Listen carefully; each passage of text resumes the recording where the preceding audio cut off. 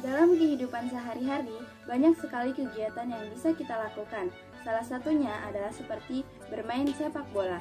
Ketika kita bermain sepak bola, ketika bola itu ditendang, maka bola akan bergerak maju. Tapi yang jadi pertanyaannya adalah, kenapa ketika bola itu ditendang, ia bisa bergerak maju, sedangkan jika pohon yang tidak ditendang atau tidak digerakkan, dia juga tidak ikut bergerak. Dalam kehidupan sehari-hari, banyak sekali aplikasi tentang materi fisika ini. Dulu, ada ilmuwan yang bernama Isaac Newton. Nah, Isaac Newton ini sangat penasaran sekali tentang fenomena-fenomena yang dialami oleh benda yang dapat bergerak. Sehingga, dia mencetuskan beberapa hukum tentang benda yang bergerak. Hukum ini kita sebut dengan hukum Newton. Nah, bagaimana sih pembahasan tentang hukum Newton ini? Langsung saja kita mulai pembahasannya. Assalamualaikum warahmatullahi wabarakatuh. Tabi pun, perkenalkan nama saya Adi Septiana. Teman-teman, bagaimana kabarnya hari ini? Semoga teman-teman dalam keadaan sehat walafiat. Hari ini kita akan belajar tentang dinamika partikel yang memuat beberapa subbab. Sebelum kita memulai pembelajaran hari ini, mari kita berdoa terlebih dahulu. Berdoa mulai. Berdoa selesai. Nah, di dinamika ini kita akan mempelajari tentang apa sih penyebab dari benda, mengapa bisa bergerak dan bisa diam. Nah, langsung saja kita mulai pembahasannya. Dinamika partikel merupakan suatu ilmu yang membahas tentang gaya-gaya yang menyebabkan suatu partikel yang pada mulanya diam menjadi bergerak, atau yang mempercepat atau memperlambat gerak suatu partikel. Dalam kehidupan sehari-hari, banyak sekali kondisi-kondisi benda di mana benda itu akan tetap mempertahankan kedudukannya. Seperti contoh, batang pohon yang ditebang ini. Dan batu ini, ketika tidak ada gaya yang bekerja pada benda tersebut, maka benda tersebut akan cenderung tetap diam. Nah, contoh lain adalah ketika sebuah mobil ini bergerak dengan kecepatan konstan dan tidak ada tambahan gaya apapun, maka mobil tersebut akan tetap selalu bergerak dengan kecepatan konstan. Selanjutnya ada dasar-dasar hukum dinamika partikel, yaitu ada yang pertama, hukum 1 Newton. Hukum 1 Newton berbunyi, jika resultan gaya pada suatu benda sama dengan 0, maka benda yang diam akan tetap diam, benda yang bergerak akan tetap bergerak dengan kecepatan konstan, sampai ada gaya yang mempengaruhi.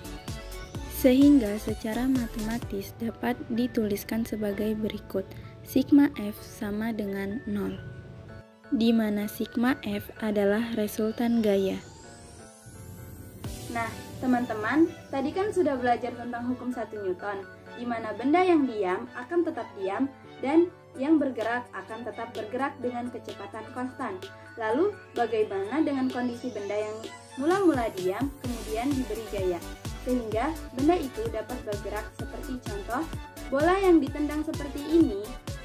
Nah, ketika bola ditendang, maka bola akan maju ke depan, kemudian akan berhenti lagi. Misalkan, kita tendang lagi bola yang berbeda. Bola yang berbeda ini kondisinya lebih kecil atau masanya lebih kecil. Coba kita tendang. Ternyata dalam waktu yang sama, bola B menempuh jarak yang lebih jauh daripada bola A. Tapi kemudian bola B diam kembali.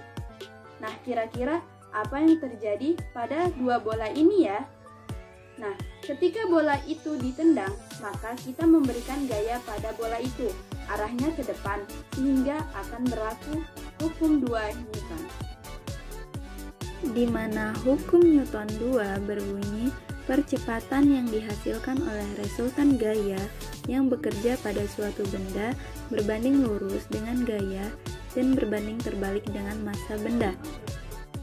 Secara sistematis dapat dituliskan F sama dengan M dikali A, di mana F sama dengan gaya dengan satuan Newton, M sama dengan massa benda dengan satuan kilogram, A sama dengan percepatan dengan satuan meter per second kuadrat.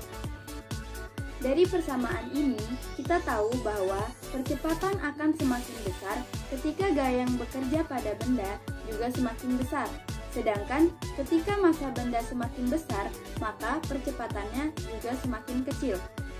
Selanjutnya, ada hukum 3 Newton. Di mana hukum 3 Newton berbunyi, hukum aksi reaksi jika benda A mengerjakan gaya pada benda B, maka benda B akan mengerjakan gaya pada benda A yang besar gayanya sama namun arahnya berlawanan. Kemudian dirumuskan dengan F aksi sama dengan minus F reaksi. Contohnya dalam kehidupan sehari-hari seperti contoh berikut. Ketika kita mendorong pohon ke depan, ketika akan memberikan gaya aksi yang arahnya ke pohon, nah dari pohon ini akan timbul yang namanya gaya reaksi. Tahukah kamu ada beberapa syarat tentang hukum 3 Newton ini, di mana gaya aksi dan gaya reaksi harus merupakan gaya yang sejenis. Syarat yang kedua, besarnya sama namun arahnya berlawanan. Dan syarat yang ketiga, bekerja pada dua benda yang saling berinteraksi. Nah, dalam kehidupan sehari-hari, masih banyak contoh yang bisa kita lihat dalam hukum 3 Newton. Baik teman-teman, kita lanjut ke materi selanjutnya, yaitu jenis-jenis gaya. Dalam dinamika partikel, khususnya untuk gerak lurus dan gerak melingkar, terdapat beberapa gaya yang bekerja pada benda yang perlu ditinjau untuk menyelesaikan suatu persoalan. Beberapa gaya yang umum dibahas antara lain gaya berat benda, gaya normal, gaya gesekan, dan gaya tegangan tali.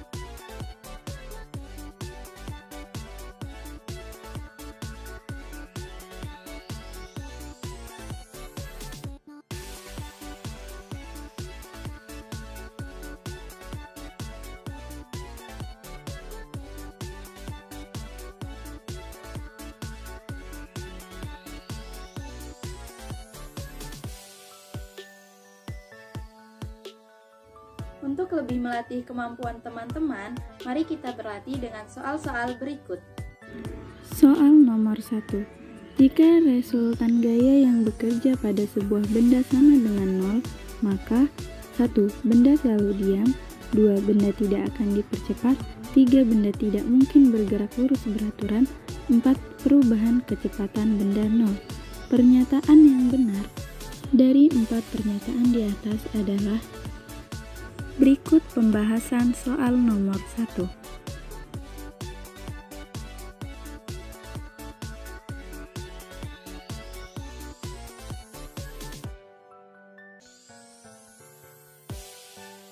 Soal yang kedua, dua buah balok dihubungkan dengan tali dan digantung pada katrol licin.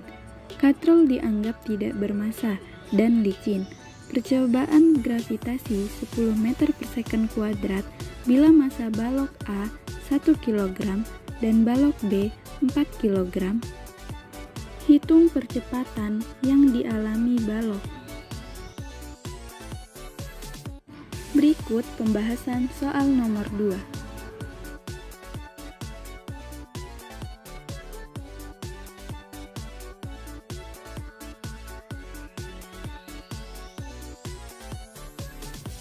Baik teman-teman, untuk lebih melatih kemampuan teman-teman, silakan kerjakan soal-soal ini.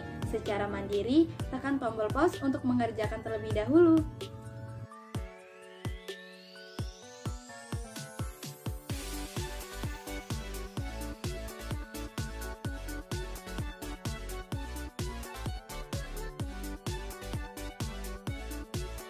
Jawabannya adalah E.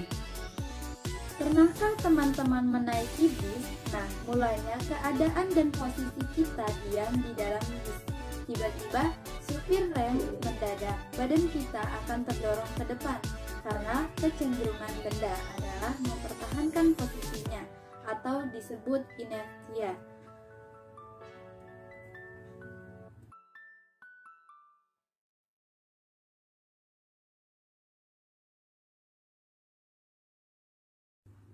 Itulah mengapa saat berkendara kita wajib menggunakan sabuk pengaman atau berpegangan. Teman-teman, jadi kesimpulan dari dinamika partikel ini adalah cabang mekanika yang mempelajari gerak suatu partikel dengan meninjau kembali penyebab geraknya. Gerak suatu partikel dipengaruhi oleh sifat-sifat dan susunan benda lainnya yang ada di sekitarnya.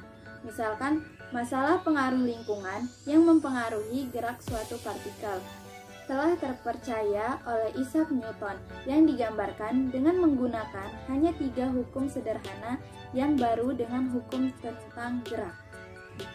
Teknologi pada dinamika partikel ternyata sangat erat dengan kehidupan kita. Tanpa fisika, mungkin kehidupan kita tidak akan semaju saat ini. Baik teman-teman, waktunya memulai diskusi. Silahkan pause video ini untuk memulai diskusi.